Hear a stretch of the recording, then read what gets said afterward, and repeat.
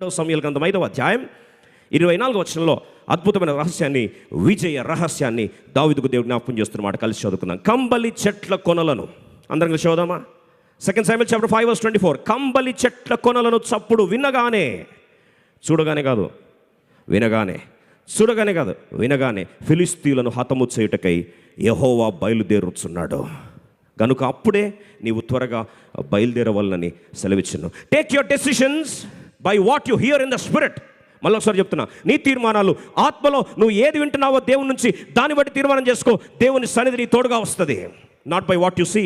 ఈరోజు అంతా కూడా డెసిషన్స్ ఆ చూసి అలా ఇది బాగుంది, ఇది బాగుంది, ఇది బాగుంది. లోతు చూస్తున్నాడు, ఆ చూస్తున్నప్పుడు యెహోవా తోట వల్లే కనిపించింది. అబ్రహాము వింటున్నాడు, దేవుడు అంటున్నాడు నేను నడవలసిన త్రోవ నా మాట విని వెళ్ళన్నాడు. చరిత్రలో మిగిలింది అబ్రహాము, నశించిపోయింది ఆ సొదొమ గొమొర్రా పట్టణాలు. ఈరోజు నువ్వు చూసిన దాన్ని బట్టి తీర్మానం చేసుకుంటే నష్టపోతావు. You know why people get cheated today? You know why people get deceived today? You know why people do wrong investments and wrong decisions in their business or ministry or wherever? It is because they go by their sight, not by faith, by what they hear. ఈరోజు తప్పులు ఎందుకు జరుగుతున్నాయి? ఎందుకు తీర్మానాలు తప్పు చేస్తున్నావు? రీసెంట్గా brother వచ్చి అంటున్నాడు, అయ్యో అన్న ఒక్క మాట ముందు చెల్లిస్తుంటే బాగుండు, అయ్యో ఒక భయంకరమైన డెసిషన్ తీసుకున్నా, దాని పర్యవసానం 400 కోట్ల నష్టం. Let me ask you this question. Don't take a decision by what you see. Go by what you hear in the spirit.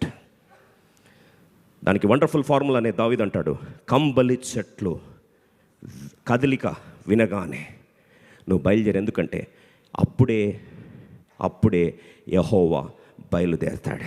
ఎప్పుడు దేవుడు కలుగుతాడు? నువ్వు వినింది క్లూ తీసుకుంటే అప్పుడైనా కలుగుతాడు. అందుకొరకు సమూయేలుతో ప్రభు అంటాడు, మాట్లాడబోతుంటే సమూయేలుతో ఏలీ అంటాడు, నానా నువ్వు ఒక మాట చెప్పు. Speak lord, for thy servant heareth. నీ దాసుడు ఆలకించుచున్నాడు, ఆజ్ఞనిమ్ము. అటు తర్వాత మనందరూ తెలుసు, కంబలి చెట్ల స్వరం విన్న వెంటనే చరిత్రలు సృష్టించాడు దావీదు. ఈరోజు నువ్వు డెసిషన్ మేకింగ్ క్రాస్ రోడ్స్లో ఉన్నావా? ఎలా తీర్మానం చేయాలని? ఏదో విన్నావు, ఏదో చూసావు, కంగారు పడిపోయి వెంటనే పొరపాటు చేయొద్దు. Enough of comedy affairs that you have done so far. Go by what you hear in the spirit. రెండో వ్యక్తి మీకు పరిచయం చేస్తా. 1వ రాజుల గ్రంథం 18వ అధ్యాయం 41వ వచనం. 1 Kings chapter 18 verse 41. ఇక్కడ 3.5 సంవత్సరాల భయంకరమైన కరువు. ఆ కరువు ఆ దేశాన్నంతటిని కూడా కబలించేసింది. ఎక్కడ చూసినా సరే భూములు బీటలు వారాయి. ఎక్కడ చూసినా కరువు తారాస్థాయికి వెళ్ళిపోయింది. చివరికి పంటకు నీళ్లు లేకపోగా తాగడానికి కూడా నీళ్లు లేని దుర్భరమైన స్థితి. The drought was so severe they didn't have even water to drink. ఆ కరువుకి అనేక మంది మరణిస్తూ ఉన్నారు. ఏలియా పరిస్థితి ఆ సందర్భంలో చూస్తూ ఉంటే ఈ కరువుని సమృద్ధికి మార్చడానికి సీక్రెట్ ఏంటని ఆలోచిస్తున్నాడు. Today you might be in a famine, but God wants to take you to fullness.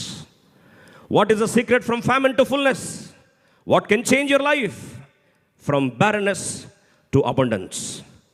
గొడ్డుబారిన జీవితం నుండి సమృద్ధిలోకి నేను ఏది తీసుకొస్తుంది? What brings you to that situation? అద్భుతమైన మాట. ఏలియా 1వ రాజుల గ్రంథం 18వ అధ్యాయం 41 వచనం కలిసి చదువు. 1 Kings chapter 18 verse 41. పిమ్మట ఏలియా విస్తారమైన వర్షము వచ్చున్నట్లుగా ధ్వని పుట్టుచున్నది. ఏం పుట్టుచున్నది? ధ్వని పుట్టుచున్నది. ధ్వని పుట్టుచున్నది.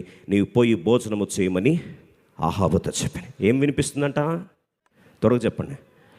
విస్తారమైన వర్షము వచ్చున్నట్లు ధ్వని. The sound of abundance of rain. నాకు చాలా ఇష్టం ఈ మాట. నిజంగా వర్షం చూస్తున్నాడా? లేదు. మేఘావృతమేం చూశాడా? లేదు. ఆకాశం చీకటైందా? లేదు. He's not able to see anything. He's only seeing barrenness. He's only seeing dried up grounds. He's only seeing famine. ఆయన చూస్తుంది కరువు ఒకటే, గొడ్డుబారిన జీవితం ఒకటే. ఎక్కడ చూసినా కనీసం పచ్చిక లేని ఎండమావి లాంటి జీవితం చూస్తున్నాడు. కానీ ఆత్మలో ఆయన వింటున్నది ఏం తెలుసా? విస్తారమైన జలముల వర్షము యొక్క ధ్వని పుట్టుచున్నది. I can hear the sound of abundance of rain.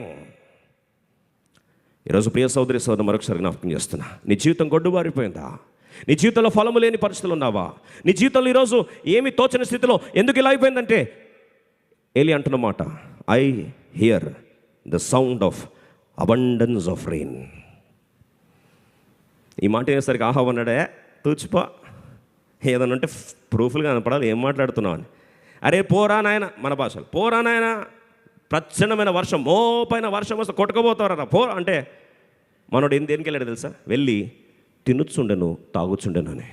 Ahab పరిస్థితి ఎప్పుడో ఒకటే, ఏమి తిందుమా ఏమి తాగుదు. ఇప్పుడు మనం కూర్చుంటాం, పోయి ఏం డిన్నర్ తినాలి, లంచ్ అయితే పర్లేదు, ఈరోజు అంత బాగలేదు కాబట్టి డిన్నర్ వెళ్ళిన తర్వాత కనీసం విధాన్ని ఆర్డర్ చేసుకోవాలి. ఇక్కడ కూర్చొని కూడా ఎప్పుడు ఏమి తిందుమా ఏమి తాగుదుమా.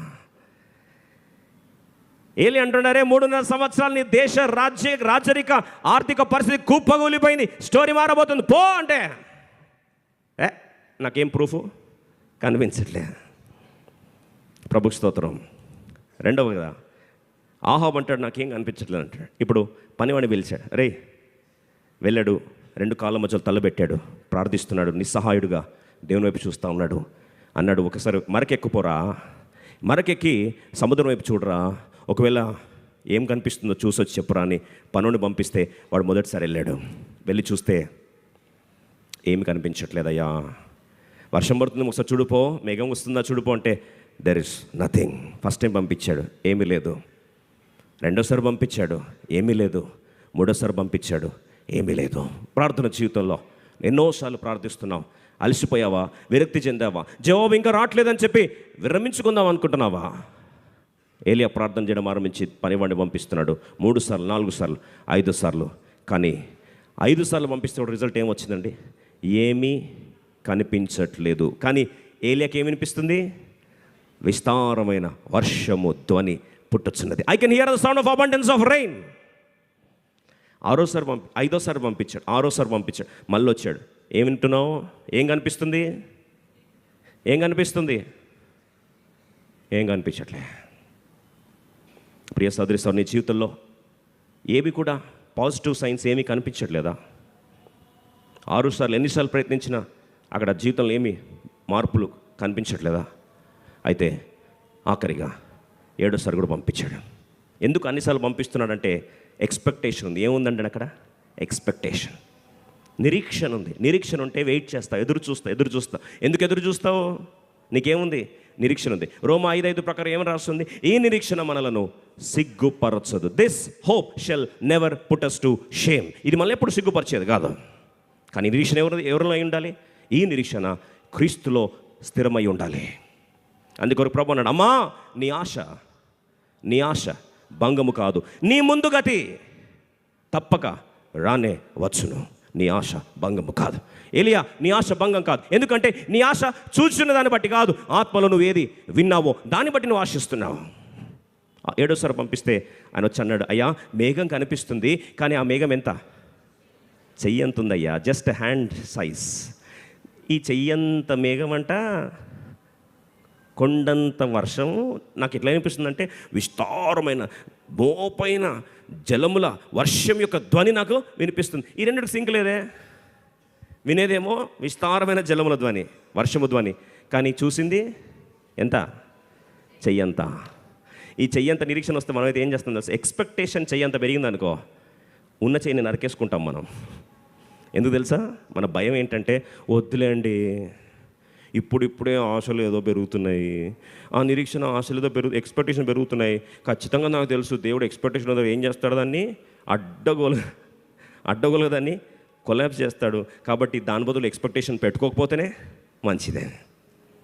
మనం ఎంత మానసికంగా ఎట్లాంటి గాయంలోకి వెళ్ళిపోతామంటే ఎక్స్పెక్టేషన్ పెట్టుకోవడం కూడా మానేసి పక్కన పెట్టేసి నిరీక్షణ కూడా చంపేసుకొని చివరికి ఎక్స్పెక్టేషన్ పెట్టుకోవడమే మనకు ఒక భయంగా మారిపోతుంది. ఇంకా అది కాని పనులండి, అనే వేస్ట్. అలా ఆలోచించి కూడా వేస్ట్. అదంతా అనవసరంగా నిరీక్షణ పెట్టుకొని గాయం తప్ప మిగిలేది ఏమి లేదు. Let me have zero expectations. Let me tell you, don't have expectations from people, but have expectation from your God. 7 సార్లు అయిపోయిన తర్వాత అప్పుడు స్టార్ట్ అయింది. బైబిల్ సెలవిస్తుంది చూడండి, కారు మోపైన వర్షము, భయంకరమైన వర్షం స్టార్ట్ అయిందంట. ప్రియ సోదరి సోదరా, ఈరోజు ప్రశ్న అడుగుతా ఉన్నా, ఆ భయంకరమైన వర్షము, the sound of abundance of rain, ఆధ్యాత్మిక అర్థం ఏంటి? అందుకో ప్రభు అన్నాడు, కడవరి ఉద్యమంలో యోయలతో మాట్లాడుతుంటాడు, మునుపటి వర్షము, కడవరి వర్షము ప్రచండముగా కురియబోతుంది. ఎప్పుడు కురిసింది అది? పెంతెకొస్తు దినమందు ప్రభు జ్ఞాపకం చేస్తుంటాడు, సర్వ శరీరుల మీద నా ఆత్మను చిలకరిస్తా, కాదు కుమ్మరిస్తా. It's going to rain the spirit of God. ఈరోజు I strongly feel that there should be an outpouring of the spirit of God. ఆత్మ దేవుని వర్షము మనందరి మీద కురియనుగాక. అలా కురిసిన అనుభవంలోకి వెళ్తే అక్కడ కదా దేవుని యొక్క పరిశుద్ధాత్మని ఉద్యమం రగిలేది. ఎంత అద్భుతమైన సత్యం. మొదటిగా ఏలియా జ్ఞాపకం చేస్తా అంటాడు,